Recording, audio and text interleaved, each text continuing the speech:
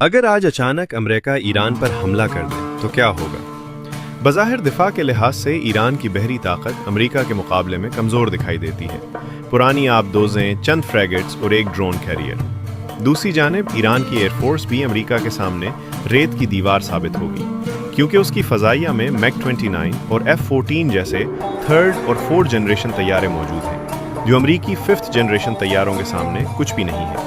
मगर ईरान की असली ताकत यहाँ पर नहीं है, ना ही समंदर में, ना ही आसमान में। ईरान ने अपनी ताकत वहाँ पर छुपाई हुई है, जहाँ पर वो पिछले कई सालों से पानी की तरह पैसा बहा रहा है।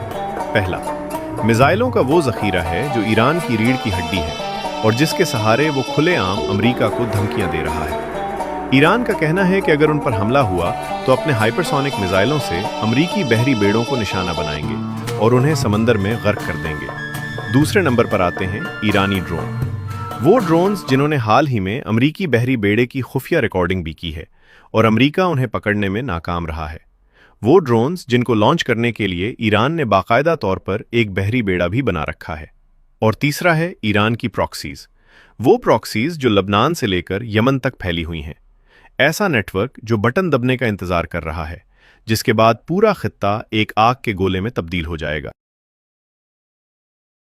अगर आज अचानक अमेरिका ईरान पर हमला कर दे तो क्या होगा। बज़ाहिर दिफा के लिहाज से ईरान की बहरी ताकत अमेरिका के मुकाबले में कमज़ोर दिखाई देती है। पुरानी आबदोज़ें, चंद फ्रैगेट्स और एक ड्रोन कैरियर। दूसरी जानिब ईरान की एयरफोर्स भी अमेरिका के सामने रेत की दीवार साबित होगी, क्योंकि उसकी फ़ज़ाइया में मैक-29 और F-14 जैसे थर्ड और फोर्थ जनरेशन तैयारे मौजूद हैं, जो अमरीकी फिफ्थ जनरेशन तैयारों के सामने कुछ भी नहीं है। मगर ईरान की असली ताकत यहाँ पर नहीं है, ना ही समंदर में, ना ही आसमान में। ईरान ने अपनी ताकत वहाँ पर छुपाई हुई है, जहाँ पर वो पिछले कई सालों से पानी की तरह पैसा बहा रहा है। पहला, मिसाइलों का वो ज़ख़ीरा है जो ईरान की रीढ़ की हड्डी है और जिसके सहारे वो खुलेआम अमरीका को धमकियाँ दे रहा है।